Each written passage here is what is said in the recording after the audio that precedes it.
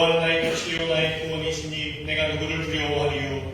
여호와는 내 생명을 건지시니 내가 누구를 무서워하리요. 악인들이 내 살을 먹으려고 내게로 왔으나 나의 그들을 나라의 모습을 이끌어주지 못하여 먹었도다. 군대가 나를 대적하여 침칠지라도 내 마음이 두렵지 아니하며 적들이 나를 제압할지라도 나는 너희를 향하리라. 내가 여호와께 바라는 한 가지 일 그것을 구하리니 곧 내가 내 평생에 여호와의 집에 살면서 여호와의 아름다움을 바라보며 그의 성전에서 사모함을 보고자 여호와께서 환난 날에 나를 그의 주먹 속에 비밀히 시키시고 그의 정사함을 위한 것에 나를 지키시며 곧 공간을 위해 주시리로다. 이제 내 머리가 나를 둘러싼 내 원수 위에 들리리니 내가 그의 세상에서 두려운 자에 걸렸고 너희를 여호와를 찬송하리로다. 아멘. 사도신경으로 우리 믿음의 고백을 올려드립니다. 전능한 사천을 만드신 하나님 아버지를 내가 믿사오며 그 외아들 우리 주 예수 그리스도를 믿사오니 이는 성령으로 잉태하사 공정으로 마리아에게 하시고 본디오 빌라도에게 고난을 받사 십자가에 못 박혀 죽으시고 감사한 지 사흘 만에 죽은 자 가운데서 다시 살아나시며 하늘의 우사 전능하신 하나님 우편에 앉아 계시다가 저희로서 산자와 죽은 자를 심판하러 오시리라. 성령을 믿사오며 거룩한 공의와 성도가 서로 고통하는 것과 죄를 사하여 주시는 것과 몸이 다시 사는 것과 영원히 사는 것을 믿사옵나이다. 아멘.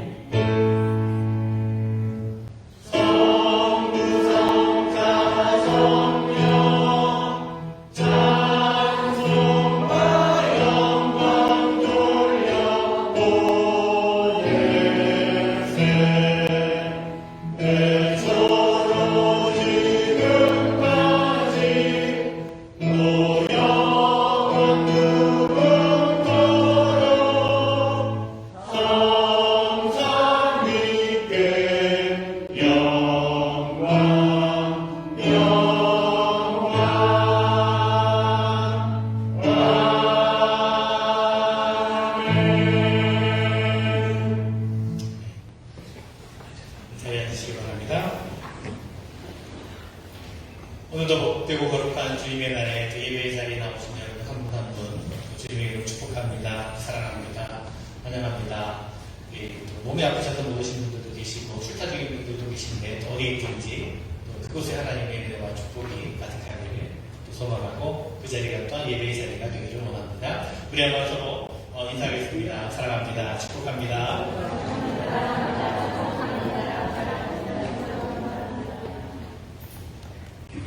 우리 함께 예배하신 분들 계셔서 소개해드립니다. 한국에서 방문하셨어요. 우리 김혜숙 권사님 어머님과 또 여동생, 조카분 세 분이 한국에서 오셨는데 여기 앞에 앉아 계신 것 같은데 네, 환영합니다.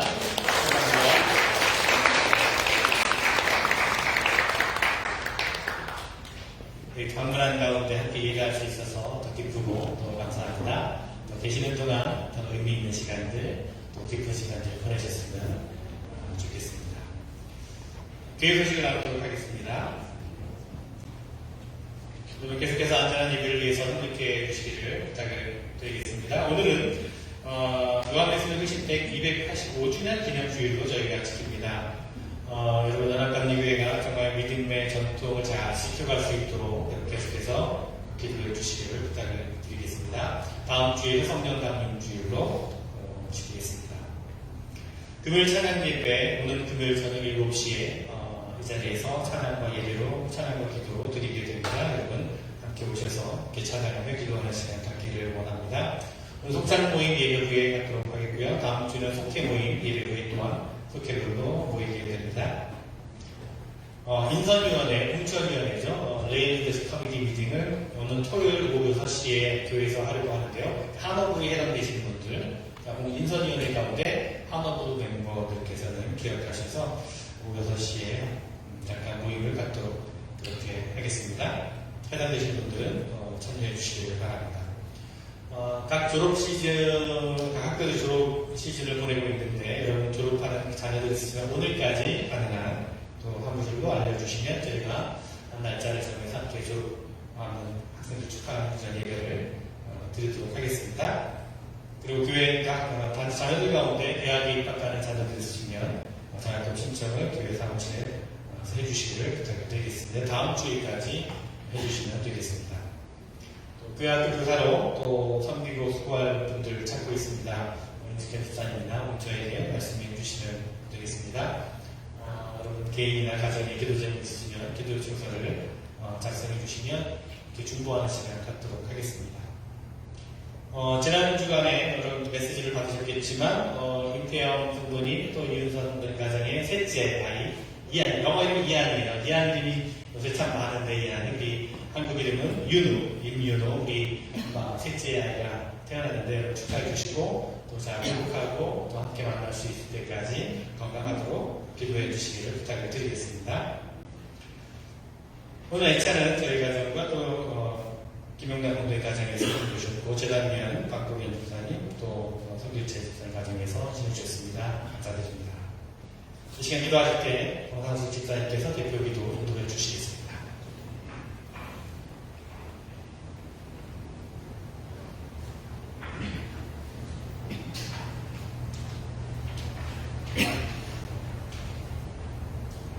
같이 기도하시겠습니다. 저희가 이제는 더 나은 본향을 사모하니 곧 하늘에 있는 것이라.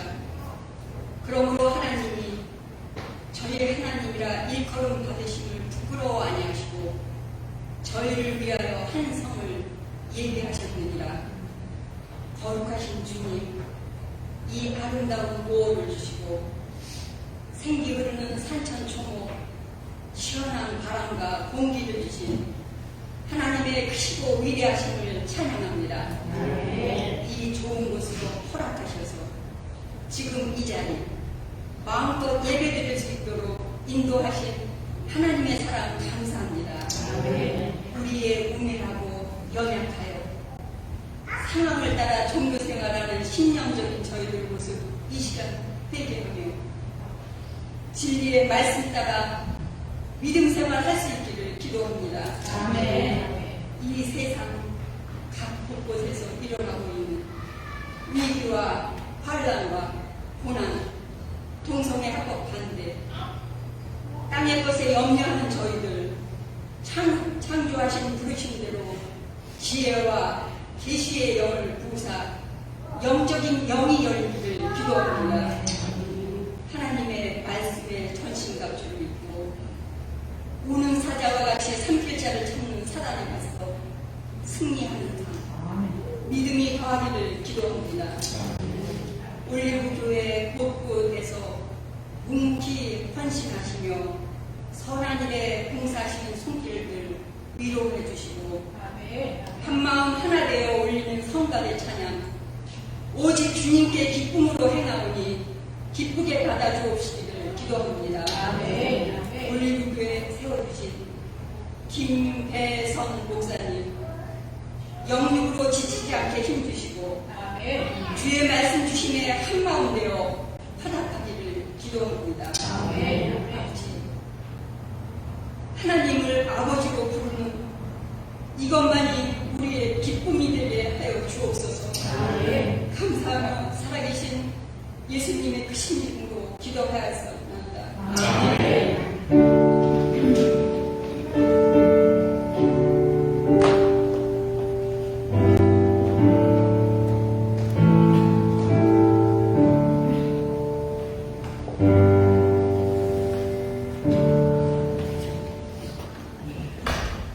오늘 우리에게 주신 하나님의 말씀은 신약성경 야고보서 말씀입니다.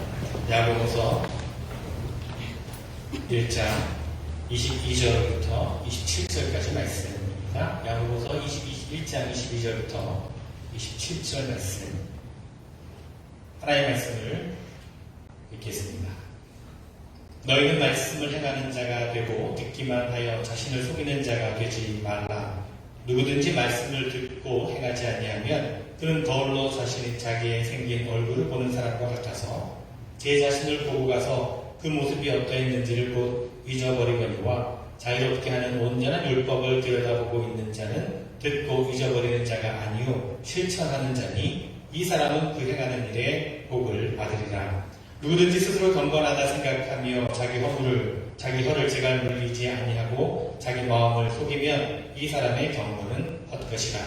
하나님 아버지 앞에서 정결하고 더러움이 없는 경건은 곧 고아와 과부를 그 환난 중에 돌보고 또 자기를 지켜 세속에 물들지 아니하는 그것이니라. 아멘.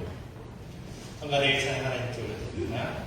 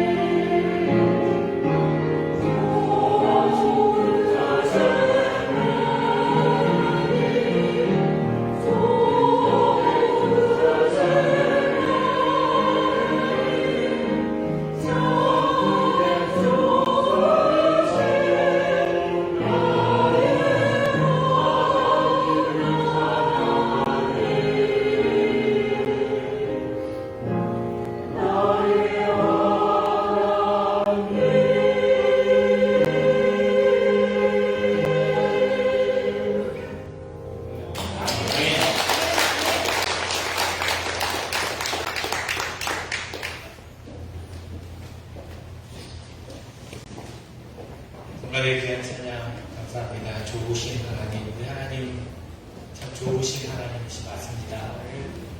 우리의 기도에 응답해 주시고 한없는 축복을 우리에게 주시는 좋으신 하나님, 그 하나님의 좋으신 하나님을 찬양하는 귀한 찬양의 고백에 다시 한번 감사를 드립니다.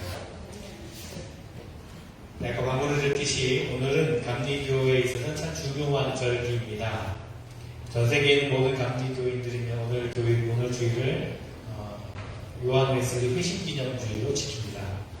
영어로는 헤리티지 선데이 혹은 어저스 데이 선데이라고 그렇게 부르기도 합니다. 지금으로부터 285년 전에 1738년 5월 24일에 올더스 게이트의 한 거리 수요 집회에 웨슬리 목사님이 참여했을 때 그때 그 회심의 경험을 했다라고 웨슬리 목사님은 그의 일기에 기록하고 있습니다.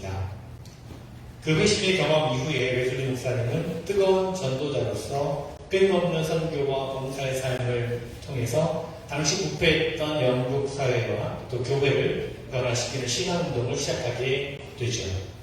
그의 신앙운동이 메소디스트 무브먼트, 감리교 운동이라고 불렸고 오늘날 감리교의 시작이 되었습니다.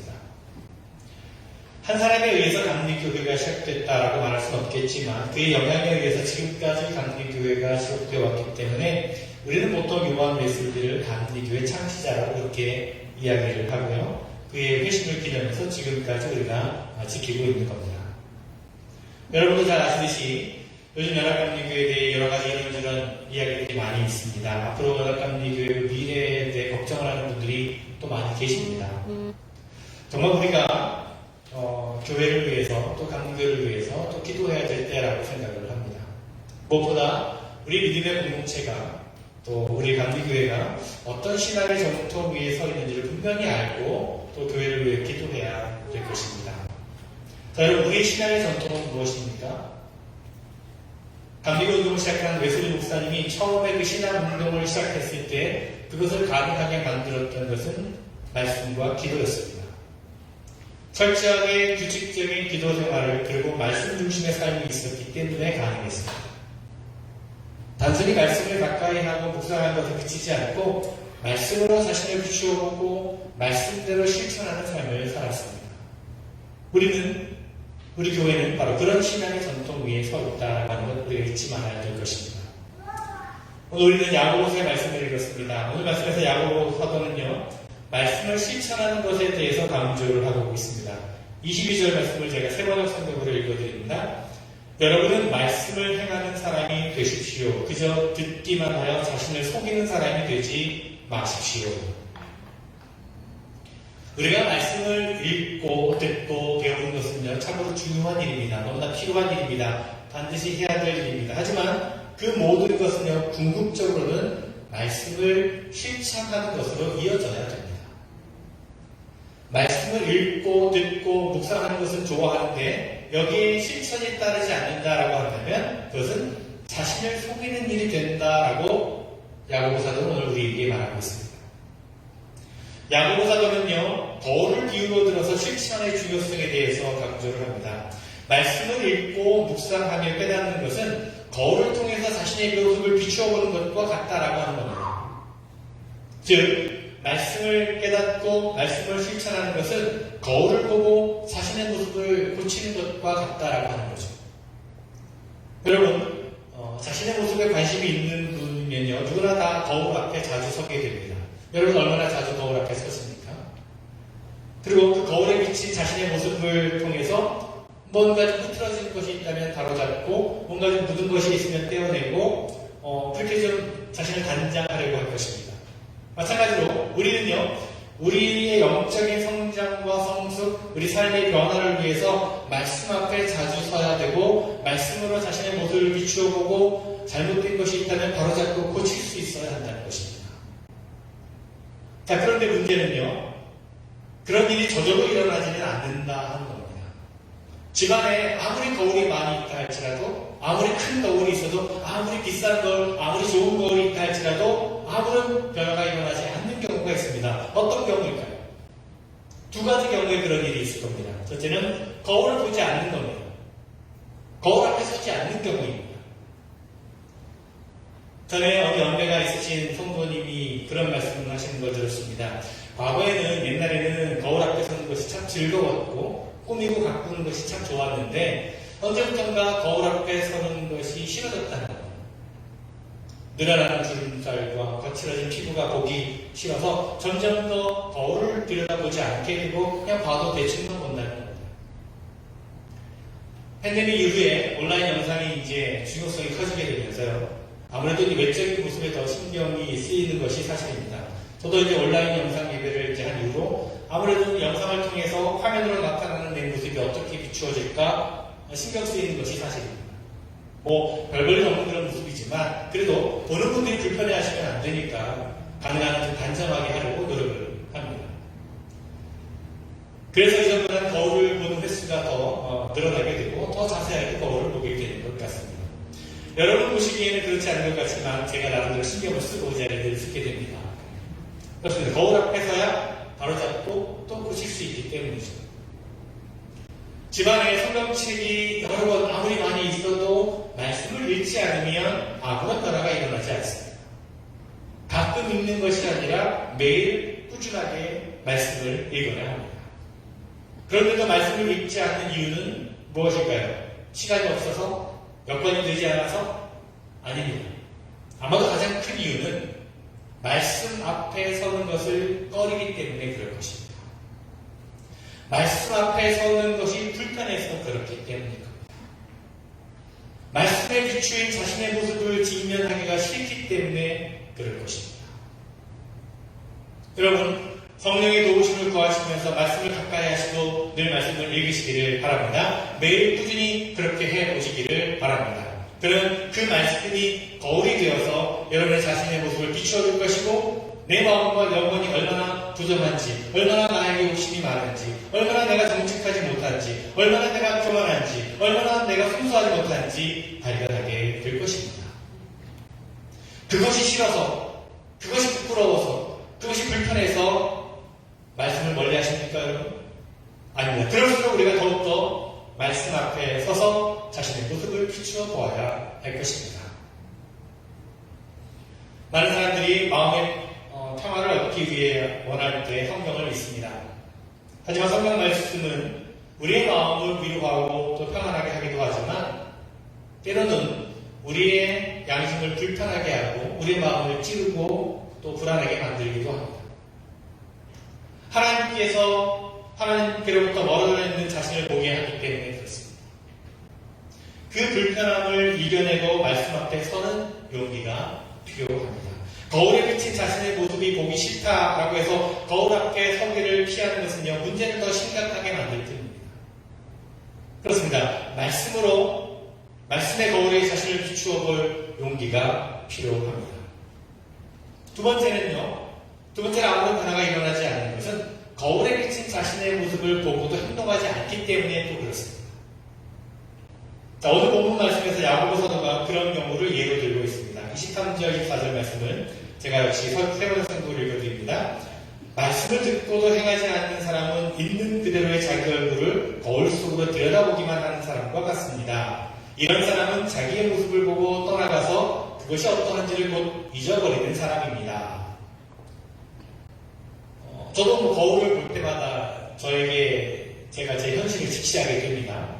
피부는 점점 거칠어지고 검술해지고 또 머리 숱은 점점 사라져가고 있고 그런 현상을 좀 늦추게 하려고 이런저런 방법을 시도해 보려고 하지만 그것이 도움이 되는 줄은 알지만 잘 실천하지 못하게 됩니다.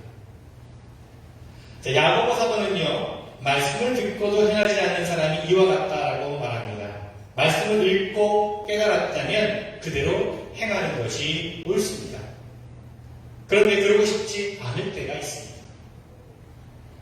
하나님의 말씀이 우리의 욕망과 반대되는 경우가 많기 때문에 그렇습니다. 아니, 우리의 욕망이 하나님의 뜻을 행하고 싶지 않아 하기 때문에 그렇습니다.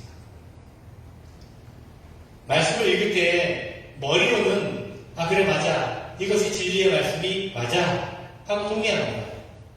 또한 가슴으로는 맞아, 그래, 그렇게 살아야지, 맞아, 그렇게 살아야 돼 라고 다짐을 합니다.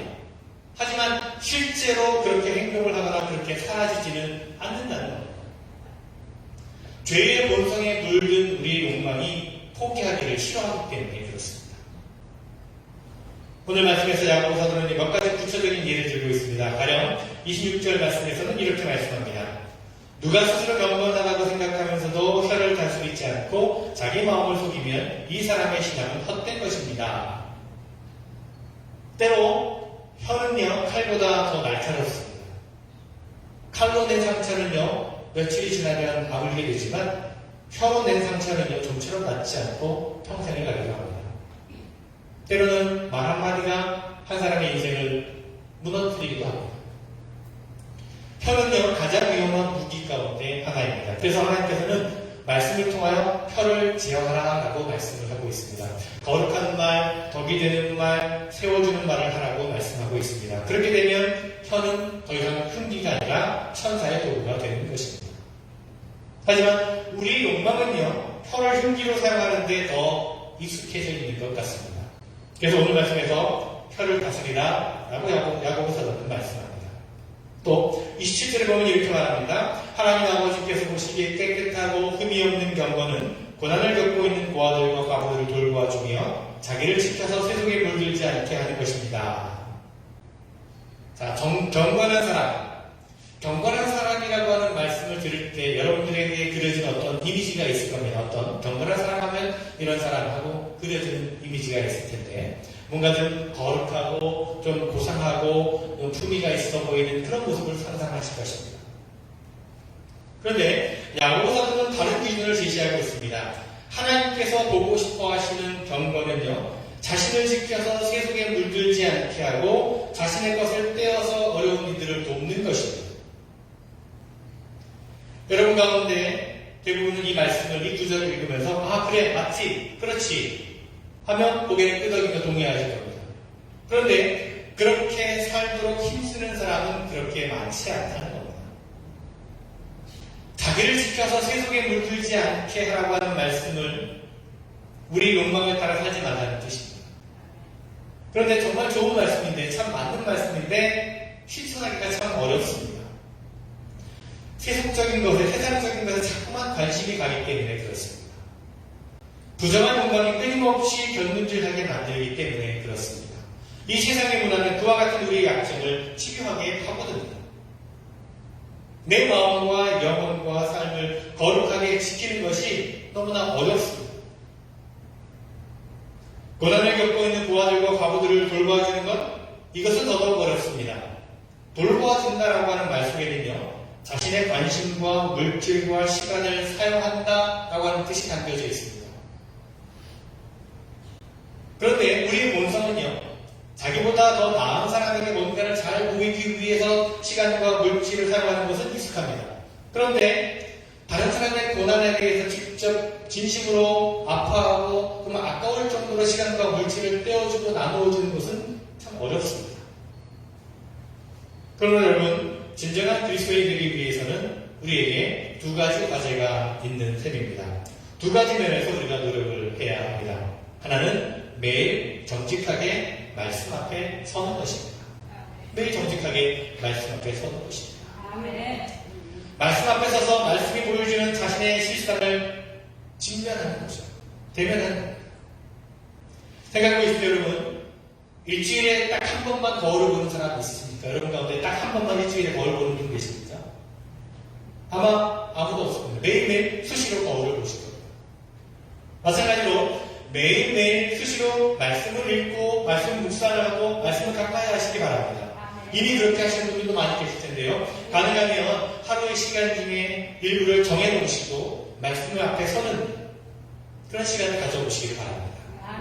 분주하다고 여유가 없다고 미뤄두지 마시고 조금씩이라도 실천해 보시기를 바랍니다. 꼭 느슨해진 우리 영적인 모습이 있다면 말씀의 거울 앞에 서서 말씀에 비추어서 점검해 보면서 다시금 마음을 다잡을 수 있어야 할 것입니다. 그렇습니다. 매일 일정한 시간을 떼어 하나님께 드리시기를 바랍니다. 하나님 앞에 나아가는 말씀 앞에 서는 시간을 갖지 않으면 우리는요 너무나 쉽게 영적으로 무너지게 되어 있습니다. 우리 믿음이 자라고 성숙해지기가 어렵습니다. 바라기는 늘 말씀을 가까이 하시고 말씀 앞에 서서 자신을 비추어보는 그런 시간을 갖도록 노력하는 우리 모두가 되었으면 좋겠습니다. 그리고 말씀 앞에 서는 것과 더불어서 필요한 것은 말씀을 실천하는 것입니다. 여러분, 세상에서 제일 먼 거리가 머리부터 가슴까지 거리라라고 하는 말이 있습니다. 여러분 들어보셨죠? 그러니까 머리로 아는 것이 가슴으로 믿어지는 것이 그만큼 어렵다라고 하는 뜻입니다.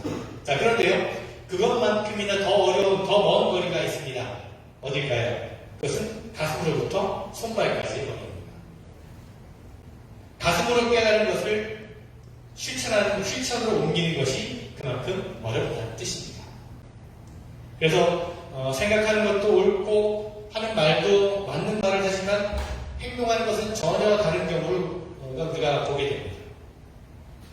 우리는 그런 사람들의 모습을 많이 보아왔습니다. 경건의 모양만 있고 경건의 내용이 없는 사람들이 참 많습니다. 앞에서는 경건한 기독교인, 경건한 신앙인인 척, 거룩한 척하며 행세를 하면서 뒤에서는 온갖 부정한 일을 범하는 사람들이 얼마나 많이 있는지 모릅니다. 우리 모습은 과연 어떻습니까? 오늘 야고보 사도는 우리에게 말합니다. 22절에서 다시 읽어봅니다. 말씀을 행하는 사람이 되십시오. 그저 듣기만 하여 자신을 속이는 사람이 되지 마십시오. 속이는 사람은요, 다른 말로 하면 위선자라고 할 수 있겠죠. 헬라어의 위선자라고 하는 말은 본래 배우, 액터라고 하는 뜻에서 나왔습니다. 그리스 시대의 배우들은요, 가면을 쓰고 연극을 했습니다. 연기를 했습니다. 그러니까 위선자라고 하는 것은 가면을 쓰고 자신이 아닌 사람으로 말하고 행동하는 사람을 말하는 겁니다. 그렇게 함으로써 다른 사람을 속이는 거죠. 그런데 야고보 사도는요, 그보다 더 심각한 문제를 지적하고 있습니다. 말씀을 읽거나 듣거나 배우기만 하고 실천하지 않게 되면 다른 사람뿐만 아니라 자기 자신을 속이는 결과가 이른다라고 그렇게 말하고 있는 겁니다.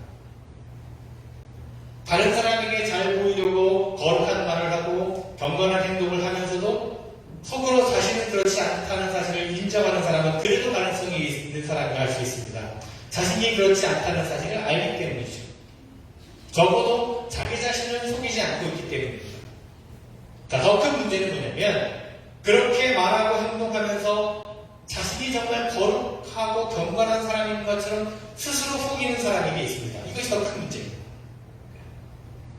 스스로 속여서 그런 것일 수도 있고 무엇인가에 속임을 당해서 그런 것일 수도 있습니다. 그런 사람은 그 위선 가운데 벗어나기가 참 어렵습니다. 자기는 기도를 많이 하고 있으니 충분히 거룩한 사람이라고 생각합니다. 성경을 많이 읽고 또 성경에 대한 지식이 많이 있으니 그만큼 거룩한 사람이라고 착각을 합니다. 교회 생활을 오래 했고 교회도 많이 했고 봉사도 많이 했으니 자신은 충분히 괜찮다라고 생각을 합니다. 어떤 직분을 가지고 있고 또한 교회에서 어떤 직책을 맡은 것으로 인해서 자신은 당연히 그럴 자격이 있다라고 생각하는 사람들이 많이 있습니다. 옳은 말을 하고 있으니 자신은 옳은 사람이라고 생각할 그런 사람들이 있습니다. 물론 이 모든 일들은 좋은 일들입니다. 기도를 제대로 하고 말씀을 바로 읽고 교회 생활을 옳게 하고 직분을 받아 섬기면 영적으로 자라가는 일에 크게 도움이 됩니다. 하지만 그 모든 일이 자동적으로 영적인 성장을 만들어내지는 않는다는 겁니다. 또한 그런 일들도 다른 사람을 속이고 스스로를 속이는 잘못을 범하기도 합니다. 자, 그렇다면 여러분, 어떻게 하면 우리가 이런 모순과 이런 위선 가운데서 벗어날 수가 있을까요? 어떻게 하면 우리 생각과 말뿐만 아니라 우리 삶의 변화가 일어날 수가 있을까요? 저는 오늘 여러분에게 몇 가지 필요한 도구에 대해서 좀 소개를 해드리려고 합니다. 이것이 전부는 아니겠지만 말씀 안에서 변화되고 성숙되고 자라도록 돕는 데 있어서 굉장히 유익한 도구들이 될 것이라 믿습니다. 첫째는 기도입니다. 뭐 별로 특별한 것이 아닐 수도 있습니다. 이미 여러분 잘 알고 있는 것입니다. 하지만 아무리 강조해도 지나치지 않습니다. 기도보다 더 강한 도구는 없습니다. 문제는 기도하지 않기 때문이고 문제는 제대로 기도하지 않기 때문입니다. 기도를 제대로 한다면 우리는 말씀 안에서 살아갑니다. 기도는 깨닫고 느낀 말씀이 역사하고 일어나도록 돕는 통로입니다. 말씀을 읽고 이해하고 고개를 끄덕이는 것만으로 부족합니다. 그 말씀이 마음밭에 새가 심기어지고 자라고 열매 맺도록 기도해야 합니다. 말씀은 언제나 기도와 함께 가야 합니다. 두 번째 도구는 글로 적어두는 것입니다.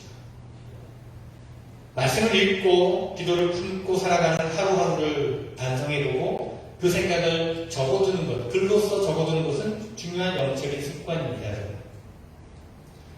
생각으로 반성하는 것과 글을 써서 생각을 구체적으로 기록하는 것은요, 전혀 다른 차원입니다. 머리로 느끼고 생각하고 고백하는 것들이 손으로 적어가면서 더욱더 분명해지고 더욱더 깊은 은혜가 된다는 거죠. 하루하루의 삶 속에서 여러분 자신을 돌아보시고 또 반성할 것을 글로 적어두는 것은 참 중요합니다. 마치 여러분 일기를 쓰듯이 하루하루 여러분 자신의 믿음의 모습을 돌이켜보며 영적인 일기를 쓰는 겁니다. 길지 않아도 좋습니다. 짧게라도 이렇게 적어두는 것이 좋습니다. 요한 웨슬리 목사님은요, 이것을 철저하게 실천했던 분이었습니다. 어쩌면 그가 강리교 운동을 포기하지 않고 끝까지 할 수 있었던 것은 이렇게 매일매일 자신의 신앙을 돌아보고 반성하며 기록을 남겨두었기 때문일 것입니다. 강리교를 영어로 메소디스트라고 부르지 않습니까? 이 메소디스트의 의미는요, 규칙적인 이런 뜻을 가지고 있습니다. 그만큼 웨슬리 목사님은 규칙적으로 이것을 실천했다는 겁니다. 웨슬리 목사님은 일기를 쓰면서 큰 은혜를 경험하게 됐고 영적인 성장을 경험했다라고 고백하고 있습니다. 여러분, 우리도 한번 실천해 보았으면 좋겠습니다. 여러분, 하루하루 일상을 보내시면서 자신을 돌아보며 적어두는 그 습관을 한번 가져보시기 바랍니다. 마지막 세 번째 도구는 영적인 나눔입니다. 이것은요, 마음을 함께 할 수 있는 사람들이 서로의 삶을 나누고 서로 책임져 주는 것을 말합니다. 적은 수의 사람들이 같은 영적인 열망을 가지고 지속적으로 삶을 나누는 것을 말합니다. 웨슬리 목사님은 이것을 밴드라고 하는 말로 불렀습니다. 밴드. 그런 친밀한 나눔이 있을 때에 서로에게 자극을 받고 또 서로에게 격려를 받아서 영적으로 성숙할 수 있게 된다는 것입니다. 여러분 어떠십니까? 여러분 영적인 삶을 나누는 여러분의 그런 아주 가까운 분들이 여러분에게 있습니까? 그런 사람들과 친밀하게 삶의 애환을 나누고 영적인 성장을 위해 서로 기도해주고 그런 열망이 여러분에게 있으십니까? 그럴 수 있다면 참 좋겠습니다, 여러분. 교회 안에서 그런 분들을 만날 수 있다면 너무나 좋겠습니다. 사실 우리에게는 이미 그런 좋은 도구가 있습니다. 속회가 그것이 될 수가 있습니다. 속회 안에서 친밀함 가운데 서로 영적으로 돌보아주고 격려해 줌으로써 더욱더 영적으로 자랄 수 있었으면 좋겠습니다. 직접 만나는 것도 좋고요. 직접 만나지 않고도 우리는 얼마든지 영적인 나눔을 할 수 있습니다. 전화로 혹은 이메일로 혹은 메시지로 혹은 소셜 네트워크로 얼마든지 할 수 있습니다. 중요한 것은 방법이 아니라 마음입니다. 제가 얼마 전에 어느 성도님으로부터 손으로 쓴 편지를 받았습니다. 얼마나 위로가 되고 또 힘이 되었는지 모릅니다. 가끔 기도 요청 대신에 아주 짧은 어떤 감사나 격려의 메시지를 넣어주시는 분들도 계십니다. 그러면 얼마나 힘이 되고 또 격려가 되는지 모릅니다. 그렇습니다. 다양한 방법으로 서로 소통하면서 영적으로 교제를 나눌 수가 있는 겁니다. 그런 나눔을 통해서 위로를 받고 힘을 얻게 되고 그리고 영적인 성장을 이루게 되는 것입니다. 말씀을 뵙습니다, 여러분. 오늘 우리는 우리 신앙의 전통이 어디에 서 있는지를 다시 한번 돌아보았습니다. 그것은 말씀과 기도입니다. 그리고 우리 신앙이 변화되고 성숙되고 자라도록 하는 필요한 것이 무엇인지 함께 또 나누었습니다. 여러분, 하나님의 말씀을 붙드시기를 바랍니다. 말씀은 마음에 평안을 주는 도구이기도 하고 위로와 용기를 불어주는 도구이기도 합니다. 하지만 말씀은 그 무엇보다 우리의 내면의 실상을 비추어주고 우리의 삶의 현실을 돌아보게 하는 거울이 됩니다. 말씀 앞에 진지하게 서서 우리 자신을 비추어보고 그에 따라 우리 자신을 변화시키기 위해 노력하시기를 바랍니다. 우리 자신의 힘으로는 되지 않습니다. 그래서 우리가 기도해야 합니다. 기도에 힘쓰시기를 바랍니다. 또한 기도하는 가운데 여러분 자신을 돌아보며 글로 남겨보시기 바랍니다. 그리고 영적인 나눔을 할 수 있는 그런 친밀한 관계를 만들어 보시기 바랍니다. 바라기는 주님께서 저와 여러분에게 이 모든 것을 허락해 주시기를 바랍니다. 그래서 영적인 회복과 영적인 성숙과 풍성한 열매를 맺는 삶을 살아가는 우리 모두가 되기를 간절히 주님의 이름으로 축원을 드립니다. 기도하겠습니다. 주님, 우리에게 말씀하여 주신 것 너무나 감사를 드립니다. 주신 말씀 기억하며 우리가 말씀을 듣고 알고 깨닫는 것에 그치는 것이 아니라 말씀을 실천할 수 있는 데까지 나아갈 수 있는 우리 모두가 되게 하여 주시옵소서. 항상 끊임없이 말씀 앞에 서는 일에 게으르지 않게 하시고 말씀을 살아내는 일에 말씀을 실천하는 일에 더욱더 힘을 다하는 우리 모두가 되게 하여 주시옵소서. 저희 마음과 영혼만이 아니라 우리 손과 발도 주님께서 주신 사명을 감당하는 도구가 되게 하여 주시옵소서. 예수 그리스도의 이름으로 기도드리옵나이다. 아멘. 찬양하시겠습니다. Oh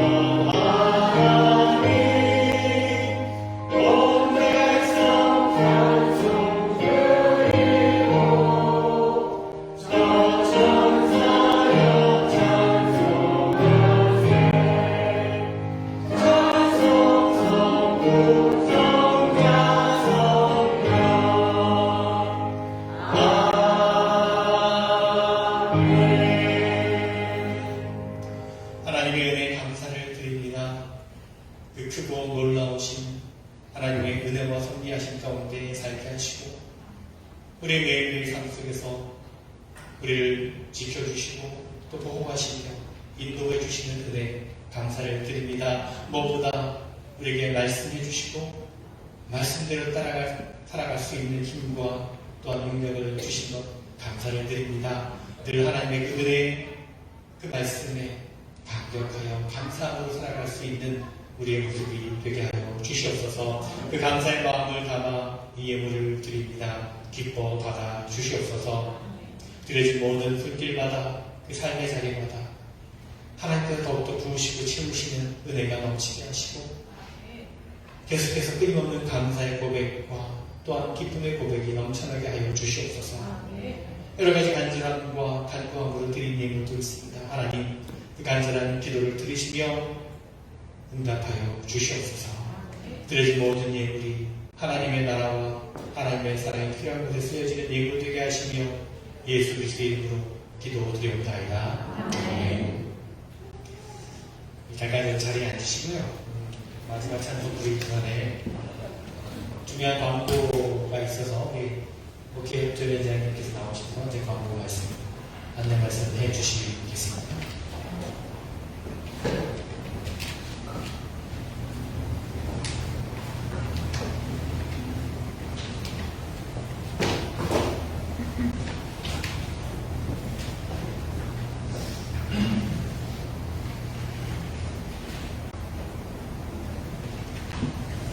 사랑하는 형제 자매님 안녕하세요. 제가 이번 주는 굉장히 분주하게 진행합니다요.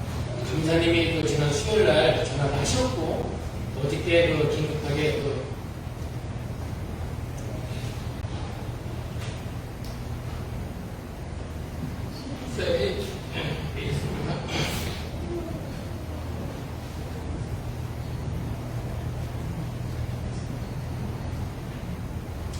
SPRC 모임을 하기 위해서 확인을 하고 오늘 이렇게 감사님의 편지를 대독하겠습니다. 사실 산하 한옥교회에서는 한국계 대부분이기 때문에 양해교회에서 한국말로 번역을 해서 말씀드리겠고 영어부와 썰머부는 영어 전문으로 대독했습니다. 편지 내용은 다음과 같습니다.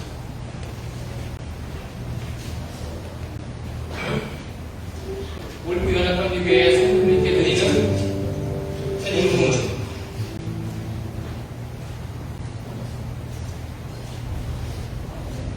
사랑하고 신실한 올림픽 성도 여러분, 우리 주님이시며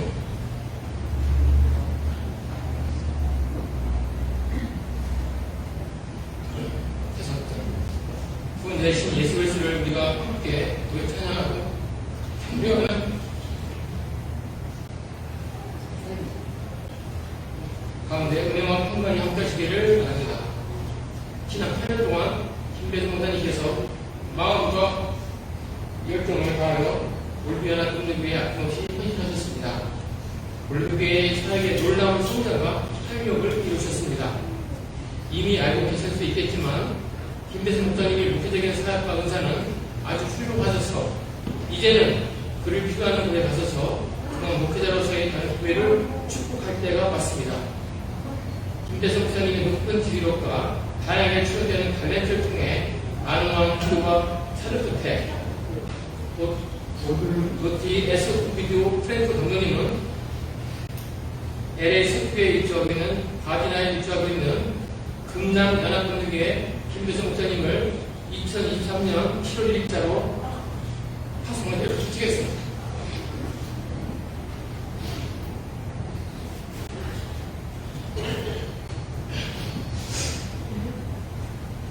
우리가 이제 이 전환기의 시간을 잘 헤쳐나가며 우주 예수 그리스도께서 우리 교회의 머리가 되시며 그의 사랑과 은혜가 항상 은혜라고 확신하고 있습니다.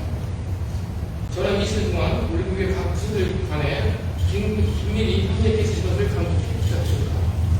우리 모두가 파송하시는 김성 목사님과 함께 해주시기 부탁드립니다.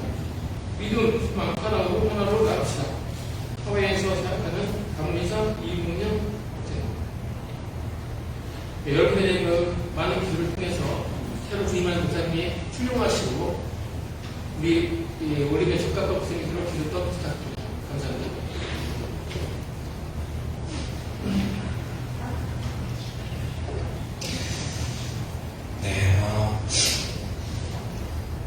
메일가 사실은 생일이라고 주신 건데 마치 파송을 축하하는 것처럼 보여질까봐 아직 조심스럽게 생일을 주신 건데 무슨 말씀을 어떻게 드려야 할지 모르겠습니다. 지난 수요일에 태평양의 웨스트 디스트릭의 강사님으로부터 전화를 받았습니다. 내용인지 제가 이번 7월부터 다른 교회를 파송되기로 결정되었다는 그런 소식이었습니다. 갑작스러운 소식이 너무나 당황스러웠는데 전혀 예상하지 못했던 그런 상황이었습니다. 물론 언젠가는 떠나야겠지만 그때가 지금이라고는 전혀 예상하지를 못했는데요. 저는 올림픽에 조금 더 머물러 사역을 하고 싶었고 여러분과 조금 더 함께 동역을 하고 싶었는데 하나님의 뜻은 지금이 떠날 때라고 하시는 것 같습니다. 갑자기 막 큰 바위가 마음에 내려앉는 것 같은 그런 느낌인데 계속 혼란스러웠습니다. 주일부터 제가 어떻게 했는지 모르겠어요. 지금 우리 연해 캘리포니아에 있는 한인교회들이 많이 힘든 가운데 있습니다. 그래서 목회자 이동이 이제 많이 있게 되는데 목회자가 이동을 하게 되면 연쇄적으로 이제 이동을 하게 됩니다. 이런 와중에 누군가는 꼭 가야 될 상황에서 저를 보내시겠다고 결정을 한 것 같습니다. 처음에는 제가 좀 거부하기도 하고 또 올북의 상황을 설명해 드리기도 했습니다. 하지만 제가 가야 할 교회 상황이 또 꼭 제가 가야 될 상황으로 그렇게 이제 판단되었던 것 같습니다. 연합감리교회 행정상 감독님이 파송의 권한을 가지고 있기 때문에 보내면 또 가야 되는 것이 맞지만 이런 결정이 좀 당황스럽긴 합니다. 하나님의 뜻으로 받아들여야 되는데 감사해야 되는 것이 맞는데 생각으로는 그렇지만 마음으로는 잘 받아들여지지 않습니다. 여러분에게도 지금 이 상황에 아마 받아들이기 쉽지 않을 것 같습니다. 화나신 분도 저에게 실망하는 분도 계실 겁니다. 그 마음이 오래 가지 않았으면 좋겠습니다. 생각해보면 이 모든 것이 하나님의 뜻이라 생각하면 받아들이지 못할 것도 없다는 생각을 해봅니다.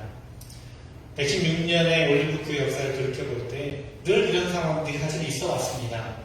20여 명의 목사님들이 오셨다 또 가셨는데 지금 또한 다르지 않다는 거죠. 언젠가는 다른 곳으로 가야 할 것이라면 조금 일찍 이별을 하는 것이라 저는 생각해 주셨으면 좋겠습니다. 그저 지금까지 해오던 목회와 사역의 자리만 바뀌었다라고 생각을 합니다. 또한 제가 떠나는 것을 여러분 안타까워하시기보다는 더 좋은 목사님이 오실 것을 기대하시면서 또 기도해 주시면 좋겠습니다.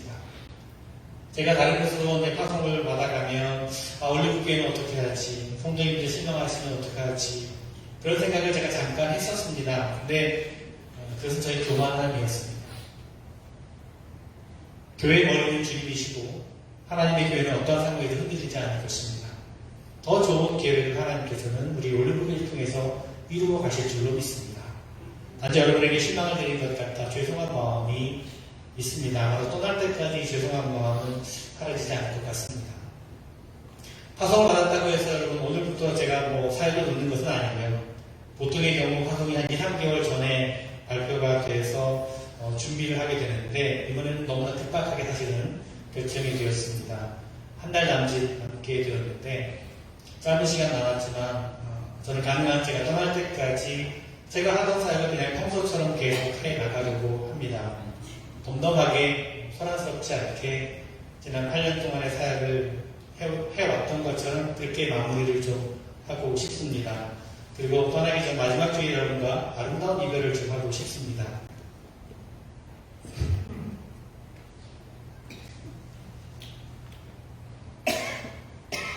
기쁜 이별을 하고 싶습니다. 오늘 이 소식에 대해서 여러분들 가슴으로 받아들일 시간을 좀 더 가지시고요. 조금 마음을 정리하셔서 앞으로 미래에 대해서 또 나눌 기회를 가졌으면 좋겠습니다. 세상 무너진 것 같은 표정 하지 마시고 저를 향한 실망의 마음도 좀 내려놓으시고 떠나기 전까지 평소처럼 그렇게 대해 주셨으면 좋겠습니다. 조금 더 이해해 주시고 또 마음을 열어주시면 좋겠습니다. 어떻게 마무리를 해야 할지 사실 지금은 잘 모르겠습니다. 그저 슬프지 않은 그런 기쁨이면 축하하고 격려해주는 그런 복된 마무리를 좀 했으면 좋겠습니다. 지난 8년 동안에 올리브 교회에서의 사역을 생각하면 눈물부터 나오는 것이 맞는데 슬퍼하지 않으려고 합니다. 남은 시간 더 아름답게 마무리되었으면 좋겠고요. 여러분이 도와주시고 협력해 주시면 좋겠습니다. 새로운 목사님을 위해서도 기도해 주시기를. 아직 결정이 되지 않았지만 다음 주에 아마 결정이 될 것 같은데 또 새로운 목사님을 위해서도 기도해 주시고 또 협력해 주시기 부탁드립니다. 그렇게 아름다운 트랜지션이 되었으면 좋겠습니다. 감사합니다. 네, 일어나서 함께 찬양하시겠습니다.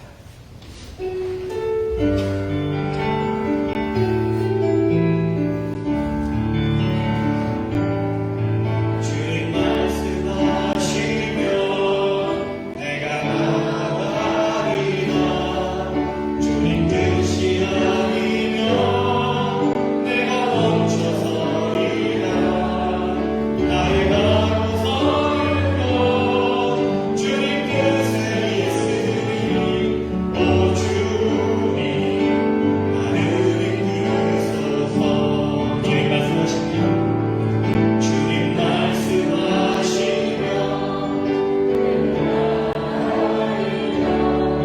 주님 뜻이 아니면 내가 멈춰서리라. 나의 가로서는 것 주님 뜻에 있으니 오 주님 나를 이끄소서. 뜻하신 그곳에 나 있기 원합니다. 이끄시는 대로 순종하며 살리니 연약한 내 영혼 통하여 일하소서. 주님 나라와 그 뜻을 위하여 뜻하신 그곳에 나 있길 원합니다. 이끄시는 대로 순종하며 살리니 연약한 내 영혼 통하여 일하소서. 주님 나라와 그 뜻을 위하여 오 주님 나를 이끄소서.